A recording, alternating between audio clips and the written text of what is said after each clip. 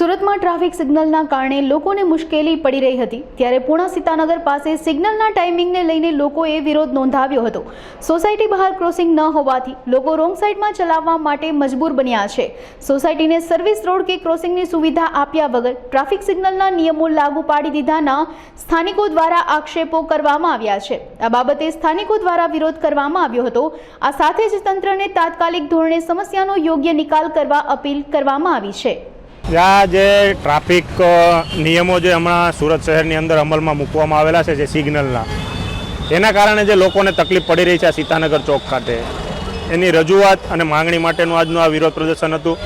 કારણ કે સીતાનગર ચોક ખાતે જે સિગ્નલ ચાલુ કરવામાં આવ્યા છે એમાં ટાઈમ મેનેજમેન્ટ બરોબર ન હોવાના કારણે લોકોને કલાકો સુધી ટ્રાફિકની અંદર ફસાઈ રહેવું પડે છે ને એના કારણે લોકોને ખૂબ મોટી તકલીફ પડી રહી છે। તે ઉપરાંત સીતાનગર ચોકથી વિશ્વકર્મા જંકશન સુધી 2 કિલોમીટર જેટલું અંતર હોવા છતાં વચ્ચે કોઈ પણ જાતનું ક્રોસિંગ નથી આપેલું। એના કારણે જે ડાબી સાઈડ બાજુ જે સોસાયટીઓ આવેલી છે એની અંદર રોજની 5000થી વધારે લોકોની અવરજવર રહે છે। એ લોકોને ના છૂટકે રોંગ સાઈડમાં ચાલવું પડે છે।